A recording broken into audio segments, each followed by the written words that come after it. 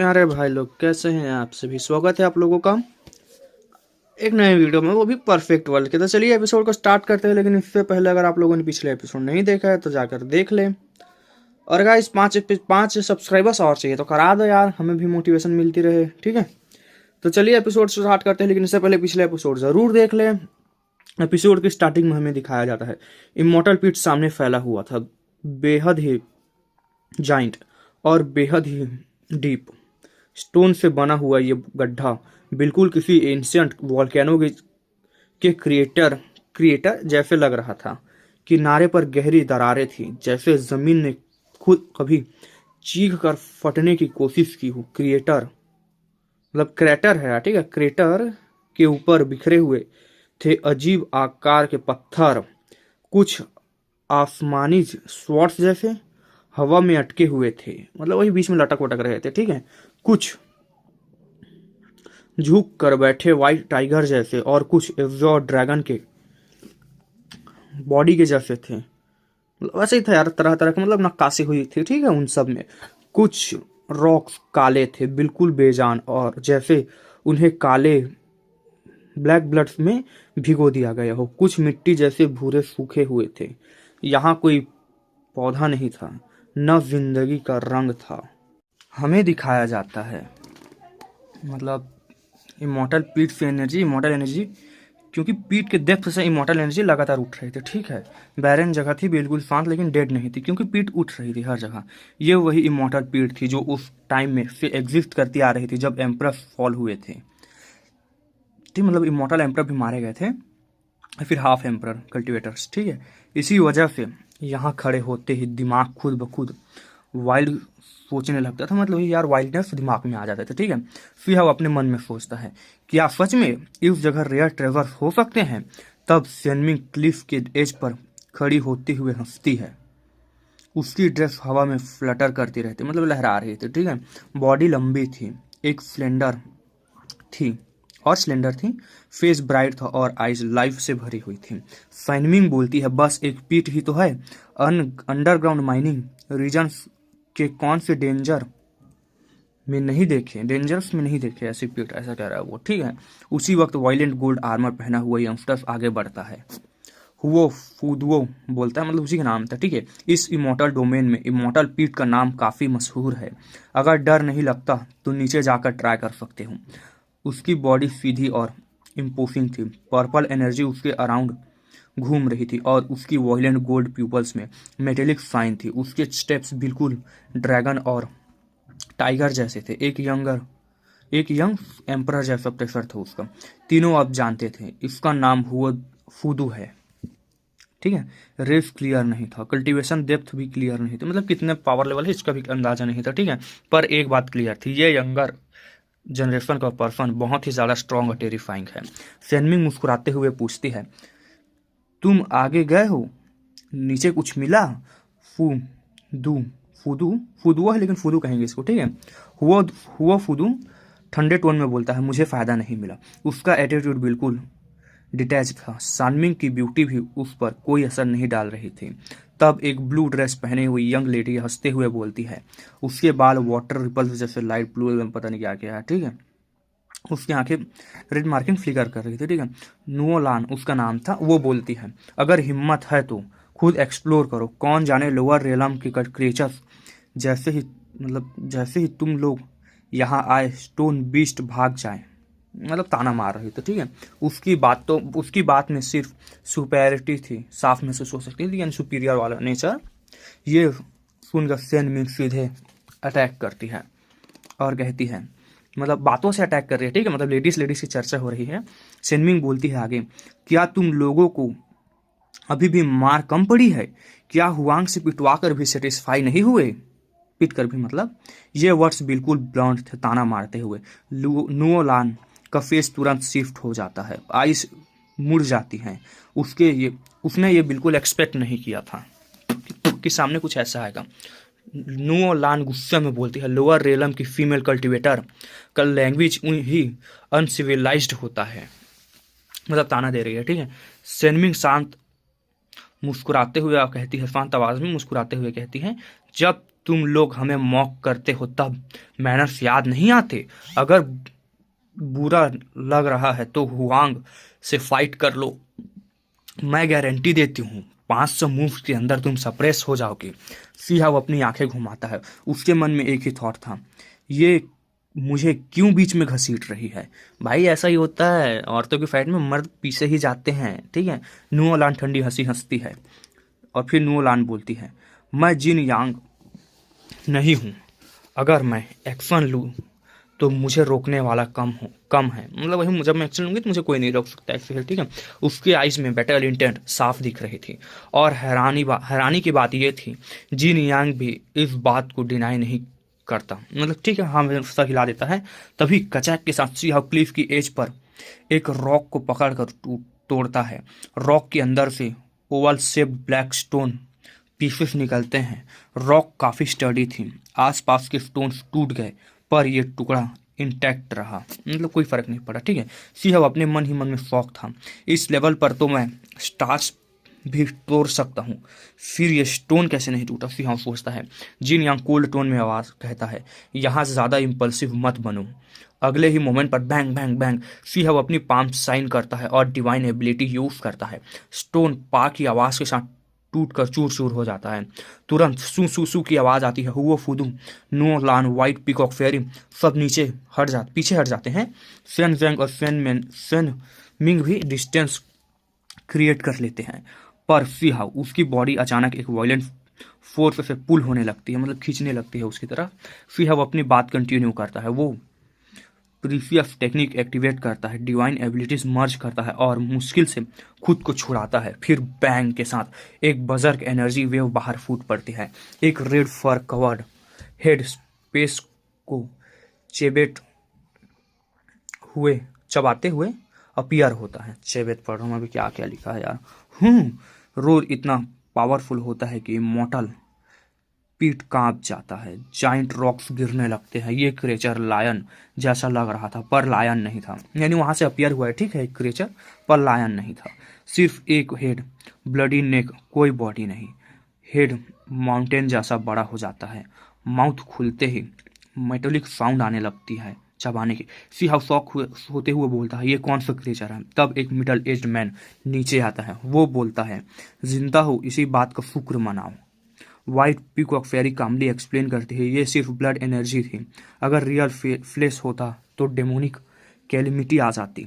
सीहाउ समझ जाता है, इमोर्टल पीठ सिर्फ अपॉर्चुनिटी से नहीं, ये एक टेस्ट भी है। और अब ये टेस्ट ऑफिशियली स्टार्ट हो चुका है इन लोगों के लिए। हमें बताया जाता है, गोल्डन अनडेड नाइट्स होने के नाते सन फेंग जानता था कि अर्थ और स्टोन के साथ उनका नेचुरल कनेक्शन होता है। अक्सर ऐसे बींग्स जमीन के नीचे ब्यूरियड रहते हैं, मतलब दफन रहते हैं, इसलिए इस टाइप के और एंशिएंट मेटल्स के लिए वो बेहद सेंसिटिव होते हैं। मतलब उनके प्रति बहुत सेंसिटिव होते हैं, उनकी मतलब बेसिक सेंस बहुत हाई लेवल की होती है। इसी वजह से सेन वेंग अपनी आंख बंद करता है। वो वर्ड्स नहीं बोलता, बस कुछ चुपचाप अपने सराउंड को सेंस करता रहता है। बस चुपचाप मतलब कुछ सेंस करने की कोशिश करता है। इसी बीच सेनमी कुछ कदम आगे बढ़ती है। वो पीठ के एज से बाहर की तरफ जाती है और धीरे से नीचे उतरती है। तभी दूर से एक भयानक रोर सुनाई देता है, बहुत खतरनाक। माउंटेन पीक जितना बड़ा हेड, जो अभी कुछ देर पहले तक स्काई को निगल रहा था, अचानक फट जाता है। रेड फर हवा में बिखर जाती है। कुछ ही पलों में पूरा हेड ब्लडी मिस्ट में बदल कर गायब हो जाता है। जो आसमान, माउंटेन्स और मेल्टेड मेटल उसने निगल लिया था, सब वापस नीचे गिर जाते हैं। कुछ भी नहीं बचता। सेनजंग शांत टोन में बोलता है, ये थोड़ा स्ट्रेंज है। उसकी आंखें अभी भी बंद होती हैं। वो उस मॉन्स्ट्रस हेड से बिल्कुल अफेक्ट नहीं होता। ये कामनेस देखकर हुओ फुदू, नुओलान और बाकी सब थोड़े शौक में आ जाते हैं। गोल्डन अनडेड नाइट्स होने के बावजूद फेन वेंग को यहाँ जमीन और स्टोन से कोई क्लियर सिग्नल महसूस नहीं हो रहा था। बस एक फीलिंग थी, ये जगह नॉर्मल नहीं है, जैसे हर चीज़ सील्ड हो, जैसे ये स्टोन खुद हेवन के मिस्ट्रीज को कवर कर रहा हो। फेन वेंग समझ जाता है, नॉर्मल एक्सप्लोरेशन मेथड्स यहाँ बिल्कुल यूजलेस हैं। जिन यांग कोल्ड टोन में बोलता है, ज़्यादा एफर्ट वेस्ट करने की ज़रूरत नहीं। ब्लैक स्टोन्स ब्लड में सोख हुए होंगे और pale yellow stones powerful beings के फ्लैश से बने होंगे। एज विन एम्पर फेल की चीज़ें इतनी आसानी से नहीं दिखती, मतलब वही जहाँ एम्पर गिरे हों वहाँ पर इतनी आसानी से चीज़ें नहीं दिखती, ठीक है। सेन वेन कुछ नहीं बोलता पर अपनी हल्की सी स्नीर करती है। सेन वेन कुछ नहीं बोलता पर सेनमिंग हल्की सी स्नीर करती है उसके बात सुनकर, ठीक है। उसके हिसाब से ये यहाँ इंटेंस बैटल हुई थी और सच ये है कि सब कुछ सील कर दिया गया था। तब पैंग के साथ सेन मिंग पहली बार खुद मूव करती है। वो क्लिफ से एक रॉक उठाती है, स्टोन रोलर के साइज के। वो मैजिकल फोर्स चैनल करती है, स्टोन को तोड़ने ही वाली होती है। तब व्हाइट पीकॉक फेरी कहती है, केयरफुल रहो, उस साइड ले जाकर ट्राई करो, मतलब इस बार भी कुछ ना हो जाए ऐसा वो कर रही, ठीक है। दूर एक 6 पॉइंटेड स्टार एल्टर दिखता है, रॉक से बना हुआ। एंशिएंट प्लेटफॉर्म अभी तक इंटैक्ट था। नुओलान इरिटेशन में बोलती है, इसे कहने का क्या फ़ायदा, इससे कहने का क्या फ़ायदा, ठीक है, जो इतना कह रही है उसको नुओलान कहती है। उसके फोरहेड पर रेड मार्किंग चमक उठती है। सेनमिंग के लिए उसकी हॉस्टिलिटी साफ महसूस होती है। इमॉर्टल पीट एक डेंजरस जगह थी। कुछ स्टोन्स बिजरे सब्सटेंस कंटेन करते थे जो विशियस बीस्ट में बदल सकते थे। कुछ रॉक्स में डैमेज्ड फॉर्मेशन सील्ड थे। अगर एक गलती होती तो सब रिलीज हो सकता था, मतलब गलती से रिलीव हो जाए, एक गलती हो गई और सब रिलीव हो जाए तो मिलिशियस एनर्जी फैल सकती थी, मतलब डेंजरस ऑरा, और वर्स्ट केस में डेमोनिक कैलिमिटी आ सकती थी। इसीलिए यहाँ फॉर्मेशंस ग्रेट पावर्स ने सेट किए थे जो प्यूरिफिकेशन का काम करते थे। सेन मिंग विद्धि नहीं होती, वो स्टोन को एल्टर पर रख देती है। वो मैजिकल फोर्स लगाती है, कैचैक के साथ स्टोन टूट जाता है। उसके अंदर से एक क्लॉ अपीयर होता है, स्टोन से बना हुआ, अर्थन येलो ग्लो के साथ, मतलब वही, ठीक है, ग्लो कर रहा है येलो कलर का। वो क्लॉ फिर सेनमिंग की तरफ झपटता है और फिर टैंग के साथ सेनमिंग तुरंत इम्प्रिंट्स बनाती है और अटैक करती है। क्लॉ सरप्राइजिंगली स्टडी होता है। रॉक के अंदर से गोल्डन लाइट निकलती है और एक लिविंग क्रिएचर अटैक करता है, मतलब वही रूप ले लेती है, ठीक है। सेनमिंग शॉक में आ जाती है पर उसकी मूवमेंट्स ग्रेसफुल होने के बावजूद हर स्ट्राइक में बाउंडलेस पावर होती है। क्रिएचर्स पीछे उड़ जाते हैं। वो टॉग जैसा होता है, बॉडी सिर्फ 3 फीट की, पर स्पीड टेरिफाइंग लेवल की। कुछ ब्लोस के बाद वो जमीन के अंदर घुस कर भाग जाता है। सीहाव पूछता है, तो ये स्टोन बीस्ट है ना? शुरू में ही पीकॉक फेरी ने कहा था, यहाँ अपॉर्चुनिटीज हैं पर हर कदम पर डेंजर भी बहुत ही ज्यादा है। जिन यांग कहता है, खुश रहो कि ये सिर्फ डॉग टाइप बीस्ट था। अगर अनडाइंग बर्ड या जाइंट बीस्ट होता तो अभी तुम्हारी बॉडी यही खत्म हो जाती। कुछ लोग कहते थे, मतलब कहावत थी, इमॉर्टल पीठ के नीचे इमॉर्टल इम्पेरेसेबल विल है। कुछ कहते थे ये एक टॉम है जहाँ एंशिएंट बैटल्स के डेड ब्यूरिड है, मतलब वही दफने हैं, ठीक है, मरे हुए लोग। सेनमिंग सोचते हुए कहती है, क्या ये बॉडीज बोरो करके डिवाइन अवेयरनेस बना रहे हुए, रिबर्थ या एवोल्यूशन, मतलब वही अनडेड नाइट्स की तरह हो रहा है, ठीक है, ऐसा पूछ रहा है वो। इधर जिन यांग और व्हाइट पीकॉक फेरी इस बात पर डिटेल नहीं देते। तब अचानक सेनजंग आंखें खोलता है। सेनजंग बोलता है, मिल गया। वो सीधे इमॉर्टल पीट में जंप करता है, क्लिफ से काफी नीचे जाकर एक स्टोन उठाता है और वापस ऊपर आ जाता है। स्टोन ज्यादा बड़ा नहीं होता, सिर्फ 3 स्क्वायर फीट का। वो एल्टर पर रखता है और बिना हेजिटेशन के एबिलिटी यूज करता है। स्टोन टूट जाता है। उस पल सब लोग फ्रीज हो जाते हैं। हर तरफ से लोग उड़ कर आते हैं। स्टोन के अंदर से कोई डेंजर नहीं, सिर्फ एक शांत ऑस्पिशियस एनर्जी रिलीज होती है। ब्रिलियंट कलर निकलते हैं। एक छोटा सा मेटल स्टील बाहर आता है, सिर्फ काम पाम लेंथ का, मतलब हथेली के साइज का, ठीक है, पर उसका प्रेशर सबको हिला देता है। किलिंग इंटेंट फैल जाती है। हुआ फुदू शॉक में बोलता है, वाइड इमॉर्टल गोल्ड स्टील। ये इमॉर्टल गोल्ड था, अनमैच्ड आर्टिफैक्ट बनाने का सुप्रीम मटेरियल। पर सबकी नजर मटेरियल पर नहीं थी, ये एक स्टील था। अगर विन एम्परस फेल में इनहेरिटेंस हमेशा स्टील्स पर लिखे जाते थे। मतलब वही एक इनहेरिटेंस मिल गया था, ठीक है, इस वजह से। इसलिए सब सोचने लगे क्या ये स्क्रिप्चर है। हर किसी की सेंस तेज हो जाती है। सेन जेंग स्टील पकड़ कर बोलता है, तुम लोग इसे छीनने का सोच रहे हो। वो फुदू हेसिटेट करते हुए बोलता है, हैंड इट ओवर, इसे हमें दे दो, कहता है, ठीक है। नुओ लानकोल्ड हंसी के साथ कहती है, तुम इसे यहाँ से नहीं ले जा पाओगे। सेन जेंग स्टील को उठाता है, उस पर कोई वर्ड्स नहीं होते। जिन यांग चिल्लाता है, रफ कोर है, मतलब रफ कोर है करके, सिर्फ एक फॉर्ज्ड स्टील, कोई स्क्रिप्चर नहीं। सबके चेहरे उतर जाते हैं। मतलब एक स्किल था, ठीक है, मतलब एक स्किल था, इसमें कोई स्क्रिप्चर विप्चर नहीं लिखा हुआ था। डिसअपॉइंटमेंट हर तरफ फैल जाती है। फिर भी ये इमॉर्टल गोल्ड था। एल्डर्स आते हैं, एग्जामिन करते हैं और बस एक ही वर्ड बोलते हैं, अफसोस। सब चला जाता है। सी हाउ चुपचाप आंखें बंद करता है। वो अपनी इंट्यूशन ट्राई करता है और तब उसे एक स्टोन फील होता है, बिल्कुल वैसे ही जैसे ओवरलास्टिंग स्वॉर्ड कोर के टाइम फील हुआ था। उसका मन कांप जाता है। क्या ये भी उतना ही एंशियंट है? सी हाउ स्टोन को एल्टर पर रखता है। सी हाउ जोर से बोलता है, ओपन। और उस पल एक न्यू डेस्टिनी का रास्ता खुल चुका था सी हाउ के लिए। फिर हमें आगे दिखाया जाता है कि जैसे स्टोन ओपन हुआ, चिंगारियां चारों तरफ उड़ने लगती हैं। सी हाउ पूरी ताकत से डिवाइन एबिलिटीज का यूज करता है, फिर भी वो स्टोन हिलता तक नहीं। ये स्टोन डिवाइन स्टील से भी कई गुना ज़्यादा टफ था।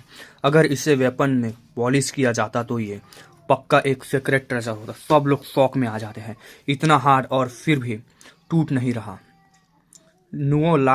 नुओ ठीक है, लुओ नहीं है, नुओ लान हल्की से मुस्कान के साथ बोलती है, कहीं ऐसा तो नहीं कि उस बैटल के बाद तुम्हारी फाउंडेशन इंजर्ड हो गई हो, मैजिकल फोर्स ड्राई हो चुकी हो? अगर नहीं हो पा रहा तो जबरदस्ती मत करो। उसकी आंखों में सिर्फ और सिर्फ प्रोवोकेशन थी, मतलब वही भड़का रही थी, ठीक है। जिन यांग भी सी हाउ को देखता है, उसके एक्सप्रेशन में एक अजीब सी उम्मीद होती है।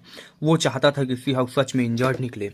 अगर ये ह्यूमन यंगस्टर बिल्कुल ठीक होता तो उसकी अपनी हार और ज़्यादा अनबियरेबल हो जाती। सी हाउ ठंडी सांस लेते हुए कहता है, तुमने सही गेस किया, मेरी कल्टीवेशन डैमेज है, छोड़ो। सी हाउ कहता है, छोड़ो, मैं इस स्टोन को साथ ले जाऊंगा, बाद में आराम से खोलूंगा। इमॉर्टल डोमेन से लाया हुआ सेवरिन समझ लो। मतलब वही है, समझ लो, बहुत अच्छा उपहार मिलेगा ऐसा, ठीक है। वो स्टोन उठाना चाहता है। वो नहीं चाहता था कि यही ओपन हो, क्योंकि वो अभी वॉइड इमॉर्टल गोल्ड स्टील के टाइम काफ़ी पावरफुल सुप्रीम बींग्स अपीयर हो चुके थे। व्हाइट पीकॉक फेरी मुस्कुराते हुए कहती है, मैं मदद कर देती हूँ, खोल देते हैं। सी हाउ ने ये एक्सपेक्ट नहीं किया था। सी हाउ शांत टोन में बोलता है, ज़रूरत नहीं, खुद खोलने का ही मतलब होता है। खुद खोलने का ही मतलब होता है, हाँ, मतलब खुद खोलने से ही मतलब होता है, ठीक है, ऐसा यानी किसी और मदद की ज़रूरत नहीं पड़ती।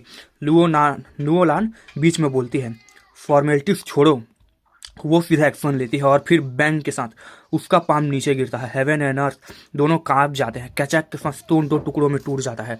सब लोग देखते रह जाते हैं। नुओलान की डोमिनेटिंग मैजिकल फोर्स ने वो स्टोन एक ही हाथ में तोड़ दिया था। सी हाउ का दिल जोर जोर से धड़कने लगता है। वो जानता था इस स्टोन के अंदर कुछ होना चाहिए था, इसीलिए वो इसे पब्लिक में तोड़ना नहीं चाहता था। लेकिन स्टोन खाली होती है, ना ब्लड एनर्जी, ना डैमेज्ड मैजिकल बॉडी, ना कोई ट्रेजर, बिल्कुल खाली। सी हाउ झूठी उदासी के साथ बोलता है, मेरी इमॉर्टल गोल्ड स्टील स्क्रिप्चर्स बर्बाद हो गई। सब समझ जाते हैं ये जानबूझकर बोला गया था।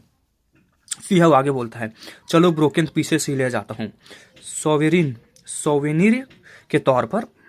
जैसे ही वो उठाने लगता है, रुको, एक आवाज़ आती है। इमॉर्टल डोमेन के यंगस्टर्स अलर्ट हो जाते हैं।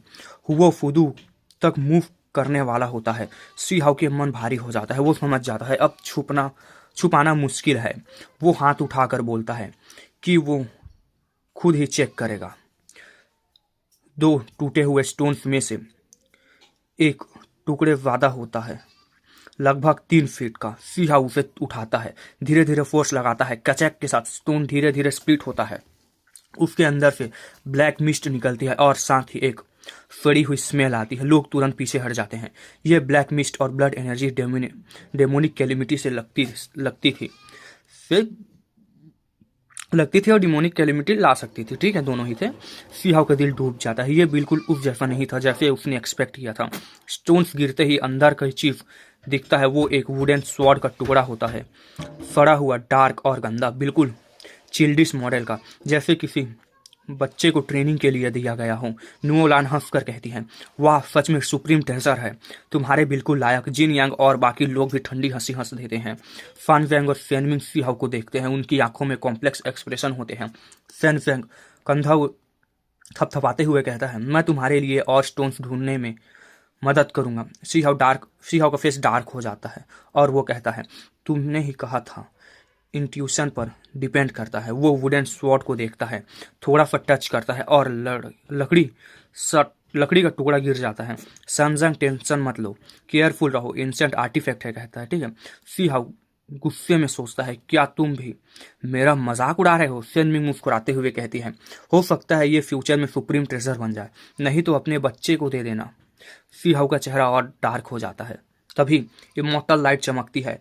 एक 5 से 7 साल का एल्डर अपीयर होता है। उसकी प्रेजेंस से प्रेशर क्रिएट कर देती है। एल्डर शांत टोन में बोलता है, यंगस्टर्स मुझे देखने दो। सीहाव वुडन स्वॉर्ड दे देता है। एल्डर लाइटली रब करता है और एक और टुकड़ा गिर जाता है। सेन वेंग तुरंत बोलता है, सीनियर ध्यान से, ये मेरे भाई का सुप्रीम ट्रेजर, मतलब मजाक उड़ा रहा है, ठीक है, कुल मिलाकर अभी तुम लोगों का मजाक बनेगा। सेन मिंग भी बोलती है, सीनियर अगर टूट गया तो रिप्लेसमेंट नहीं मिलेगा। जिन यांग और नुओलान जोर से हंस पड़ते हैं। एल्डर सिर्फ एक बात बोलता है, थोड़ी रोटिंग स्मेल है, केयरफुल रहना। वो वुडन स्वॉर्ड वापस दे देता है और बिना रुके वापस चला जाता है। अब कोई और इंटरेस्ट नहीं लेता। फेनमिंग बाद में जाइंट स्टोन बीस्ट को प्रवोक कर देती है। वो ऑलमोस्ट सीहाव के हेड काट लेता है। तब सुप्रीम बींग इंटरफेयर करते हैं। मतलब वही शॉर्ट में बताया गया है, ठीक है, मतलब उस समय के बाद कि वो कर देती है, प्रवोक कर देती है, इस वजह से ऐसा वैसा हुआ था, ठीक है। वाइट की कोई फेरी शांत टोन में कहती है, अब तुम लोगों को जाना होगा। इमॉर्टल डोमेन आउटसाइडर्स को रहने नहीं देता। स्टोन गेट्स के पास गोल्डन क्रो क्लैन का मिडल एज्ड मैन सीहाव को देखता है। उसकी नज़र ही प्रेशर बना देती है। वो बोलता है, जिंदा रहना, उम्मीद है दोबारा मुलाकात होगी। स्टोन गेट्स बंद हो जाते हैं। इमॉर्टल डोमेन फिर से फील हो जाती है। सीहाव कुछ देर तक चुपचाप खड़ा रहता है। मतलब वो जो हुआ ना, यानी अटैक किया, सीहाव को बचता गया, वो शॉर्ट में था, ठीक है, पूरे शॉर्ट में था उसको, यानी बस ऐसे ही टॉपिक के लिए राइटर ने जोड़ दिया था। सीहाव चुपचाप कुछ देर तक देखता रहता है और खड़ा रहता है। सेनमिंग उसका हाथ खींच कर बोलती है, चलो। वो वुडन स्वॉर्ड मांगती है। सीहाव मना कर देता है। सेनविंग बोलता है, मैं एक्सचेंज कर सकता हूँ। सीहाव सीरियस टोन में कहता है, ये सुप्रीम ट्रेजर है, तुम क्या दोगे? सेनविंग बिना सोचे बोलता है, वॉइड इमॉर्टल गोल्ड स्टील। सीहाव शॉक में आ जाता है और फिर बोलता है, सिर्फ एक स्टील काफी नहीं। सीन यही रुकता है, लेकिन डेस्टिनी अभी शुरू होती है, ठीक, मतलब सीन रुकता है। यह सुनकर सैन वैंग का एक्सप्रेशन थोड़ा हैवी हो जाता है। वो गहरी आवाज में बोलता है, मैं वॉइड गोल्ड देने को तैयार हूँ, लेकिन फिर भी तुम खुश नहीं हो।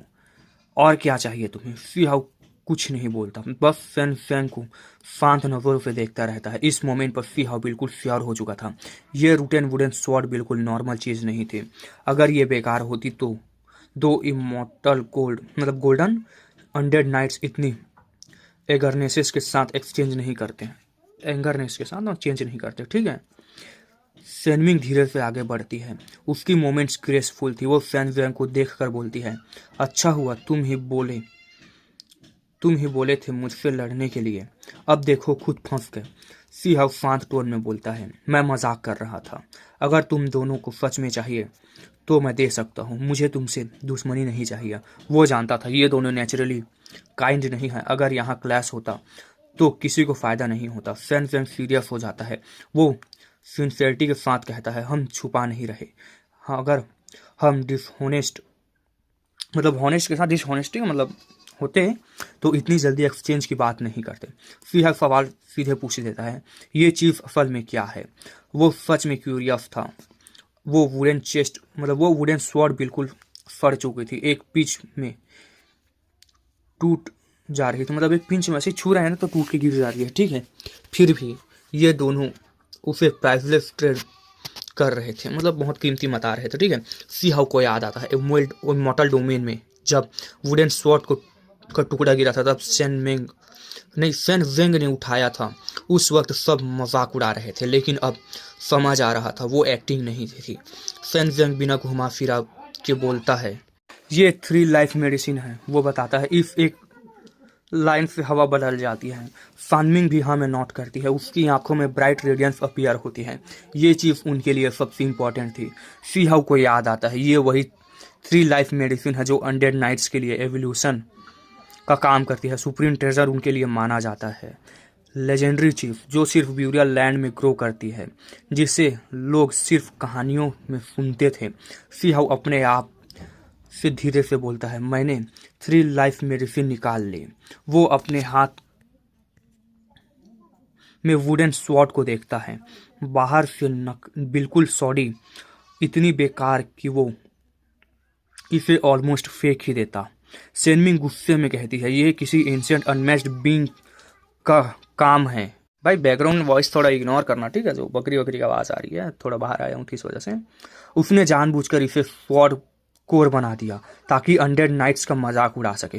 असल में 3 लाइफ मेडिसिन एक छोटा ट्री होता है, लेकिन किसी ने उसे घिस कर एक वुडन स्वॉर्ड बना दिया था। सी हाउ पूछता है, इसकी क्वालिटी खराब तो नहीं हुई? स्टोन टूटने पर जो रोटिंग स्मेल आई थी उसने सी हाउ को अनईजी कर दिया था। ये सुनकर दोनों अनडेड नाइट्स का फेस डार्क हो जाता है। सेन मिंग गुस्से में बोलती है, थोड़ा डिग्रेड हुआ है लेकिन काम का है। सेन जेंग शांत टोन में कहता है, नहीं तो हम कभी मांगते ही नहीं इसे। सी हाउ नेक्स्ट सवाल पूछता है, तुम लोग कितने लोग हैं? दोनों थोड़े सरप्राइज हो जाते हैं। सी हाउ सीधा बोलता है कि वो भी कुछ हिस्सा रखना चाहता है, फ्यूचर में इसका यूज हो सकता है। उसे याद आता है स्टेरी स्काई के नीचे जहाँ एंशिएंट टॉम्स का काऊ यूसेंग और वो बड़ा ब्लैक डॉग इसी मेडिसिन के लिए खून बहा रहे थे। सेन जेंग हमें नोट करता है, 3 हिस्सों में बांट लेते हैं, कहता है, ठीक है? ये मेडिसिन क्वालिटी में ज़्यादा चाहिए थी, क्वांटिटी मायने नहीं रखते थे, ठीक है? लिमिटेड अमाउंट ही एवोल्यूशन के लिए काफ़ी होती है, वही क्वांटिटी नहीं क्वालिटी डिपेंड करती है। सेन जेंग तुरंत वाइड कोल्ड स्टील दे देता है। सी हाउ उसे घूम फिर कर देखता है, कोई वर्ड्स नहीं, सिर्फ एक छोटा सा स्लैब। वो हंसी के साथ बोलता है, ओवरलास्टिंग शॉर्ट कोर के बाद ये ब्रिक ही सही।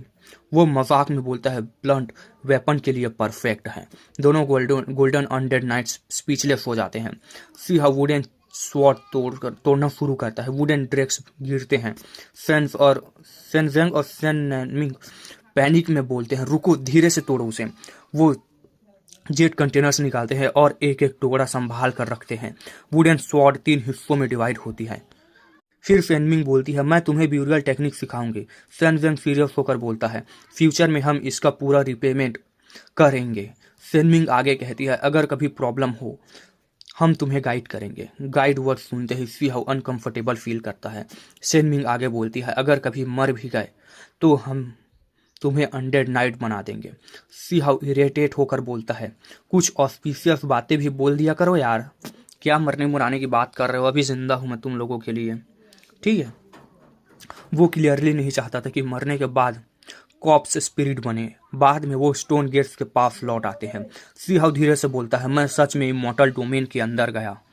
जर्नी छोटी थी लेकिन इम्पैक्ट हैवी था। अब रिटर्न का सवाल था। स्टोन गेट्स बिल्कुल डेड थे, नो पर्पस। आखिर वो एंशिएंट रिमेन्स फॉलो करते हैं वो लोग, ठीक है, बाहर आने के लिए। स्टेरी स्काई के बीच उन्हें 10th एल्टर मिलता है। पहले 9 एल्टर्स थे, ये 10th एल्टर था उन सब से अलग, बहुत बड़ा, ऑलमोस्ट माउंटेन की साइज का।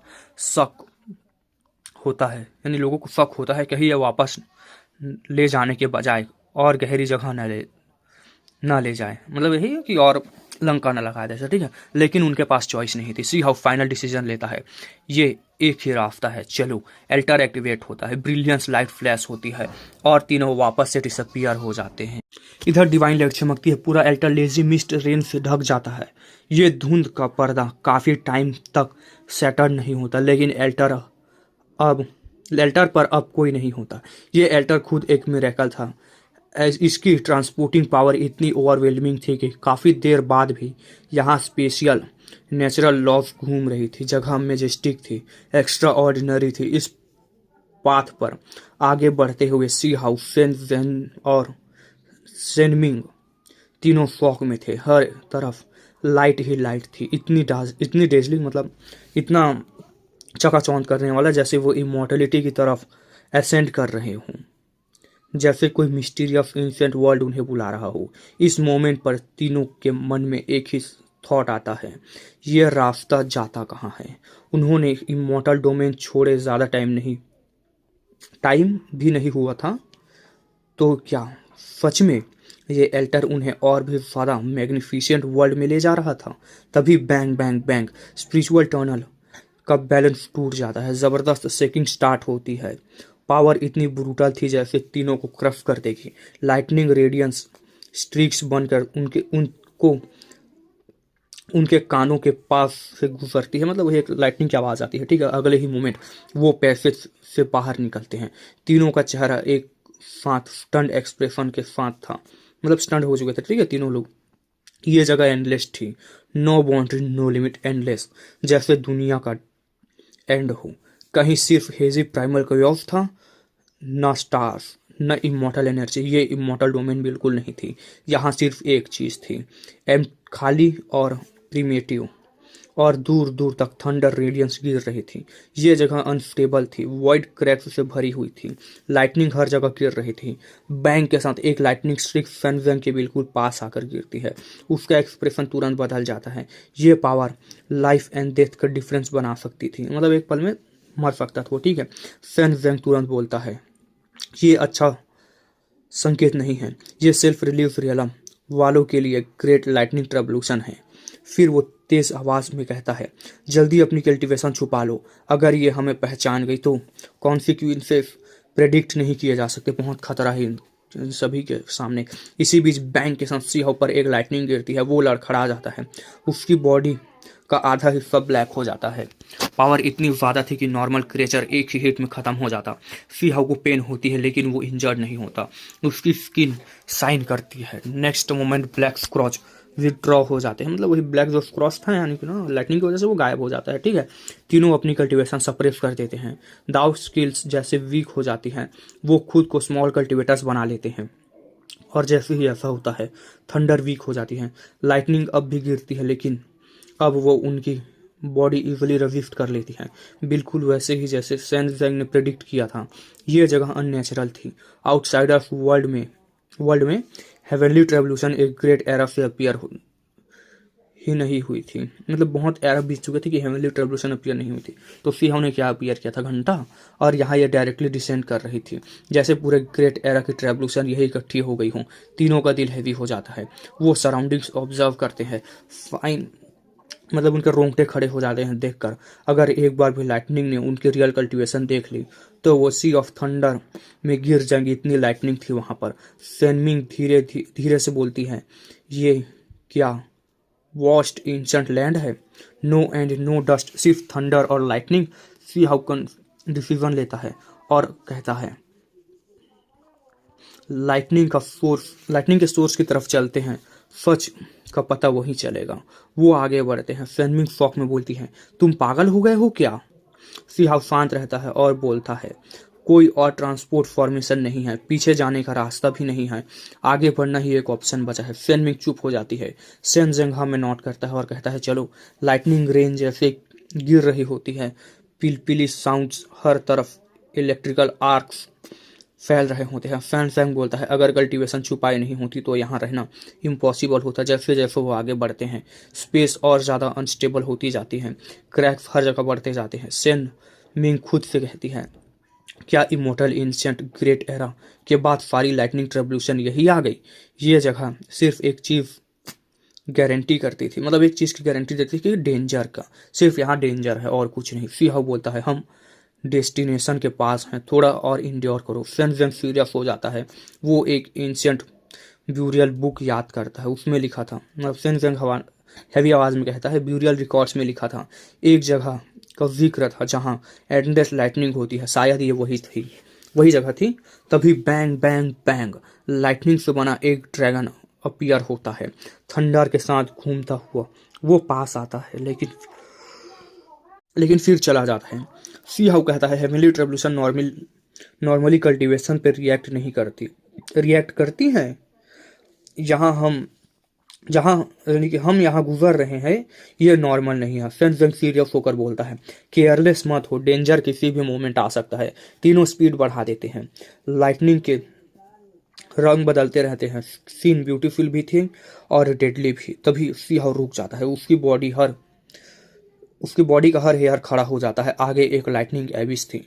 बॉटम से काउंटलेस लाइटनिंग स्ट्राइक्स इरप्ट हो रही थी, प्राइमल केओस के साथ, एंडलेस बाउंडलेस। सी हाउस शॉक में बोलता है, ये जगह क्या है? तीनों डरे हुए थे। तब अचानक सी हाउ की आंख आंख फैल जाती है। वो नीचे देखता है। सी हाउ धीरे से बोलता है, वहां कुछ है। फेन जेंग अपनी हेवनली आइज खोलता है और कहता है, ये इम्पॉसिबल है। फेन में की आवाज कांप रही होती है। ये कैसे हो सकता है? ऐसा लगता है जैसे immortal ancient era, great era की सारी रेवोल्यूशन यही जमा हो गई हो। फैन जेंग ऑलमोस्ट एब्सेंट माइंडेड बोलता है, एब्सेंट माइंड होगा यानी सब कॉन्शियसनेस में, ब्यूरियल बुक्स में लिखी चीज ये वही लग रही है। और इसी शॉक के साथ सीन फ्रीज हो जाता है। हमें दिखाया जाता है लाइटनिंग एबिस के अंदर अचानक एक स्टोन लाइक स्ट्रक्चर चमक के साथ गायब हो जाती है। सुहाव का दिल जोर से धड़क उठता है। वो लड़खड़ा वो आंखें गड़ाए देखता है, कंफर्म करता है कोई इल्यूजन नहीं है। लड़खड़ाता है, आंखें गड़ाता है और कंफर्म करता है, ठीक है। वो पत्थर डल ग्रे रंग का था। मटेरियल एंशिएंट था, जैसे एंडलेस टाइम अपने अंदर समेटे हो। न बहुत बड़ा न बहुत छोटा, लगभग 1 मीटर लंबा। और वो लाइटनिंग के बीच उड़ रहा था। सैन जेंग धीरे से बोलता है, मैंने भी देखा, बिल्कुल वैसे ही, बिल्कुल लाइफ लाइक। सैनमिंग की आंखें फैल जाती हैं। उसके लाल बाल लाइटनिंग की लाइट में चमक रहे थे। उसका ध्यान पूरे लाइटनिंग एबिस पर टिका हुआ था। सी हाउ के मन में एक ही फीलिंग थी, ये जगह नॉर्मल नहीं है। अगले ही पल वो चीज गायब हो जाती है। सैन जेंग तुरंत बोलता है, ध्यान से देखना, ये फिर दिखेगी। तीनों 1 इंच भी आगे नहीं बढ़ते। सांस तक कंट्रोल में थी। इस जगह एक छोटी गलती और सीधे मौत मिलती।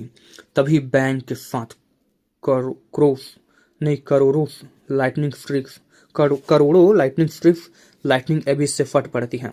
थंडर इतना खतरनाक होता है कि पूरा वर्ल्ड कांप जाता है।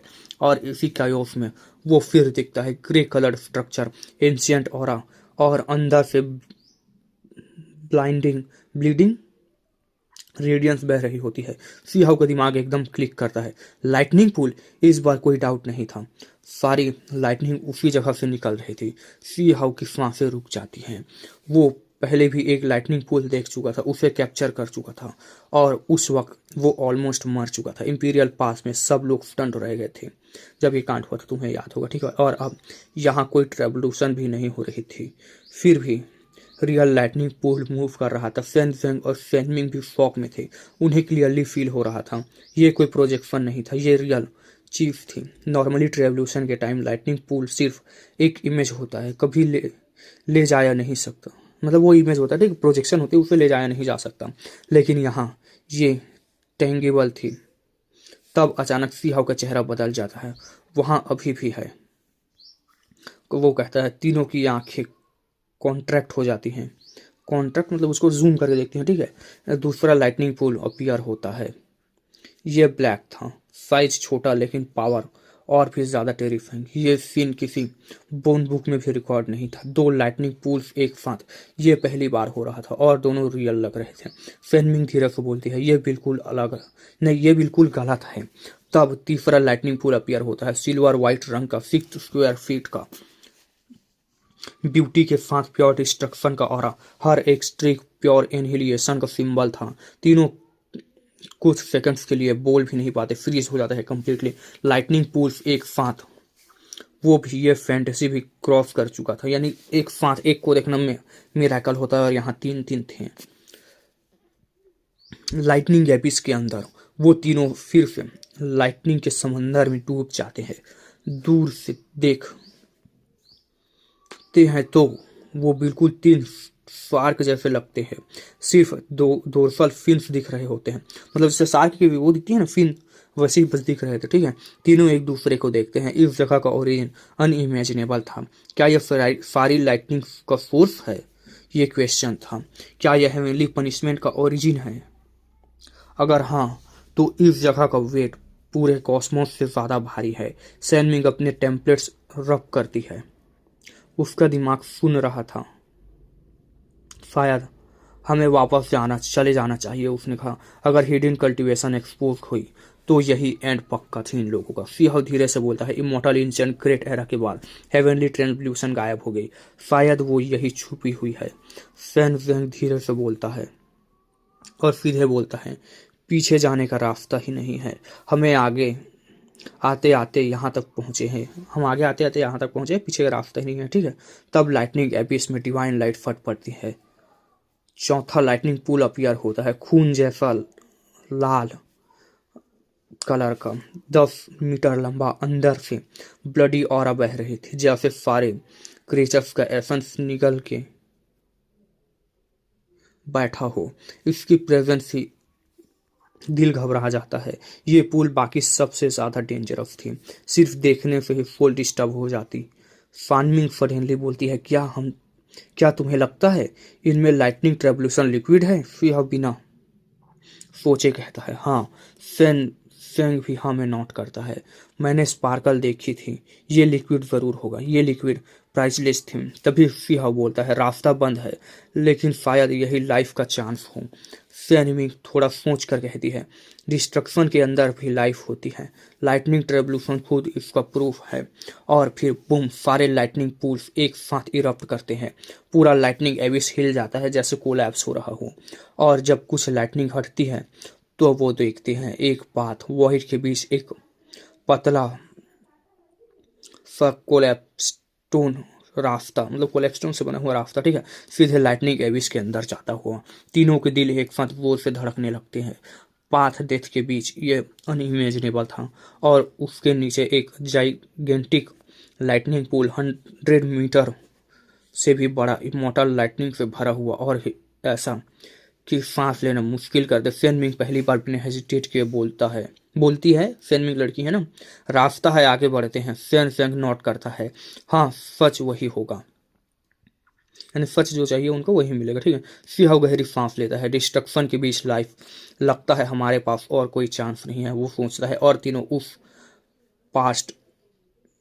पतले रास्ते की तरफ बढ़ जाते हैं, लाइटनिंग एबिस के बिल्कुल अंदर। तो इस एपिसोड को यहीं तक रखते हैं गाइस, मिलते हैं नए एपिसोड के साथ। तब एपिसोड लेट हो सकता है, लेकिन 3 वीडियो मिलेगी आप लोगों को, ठीक है।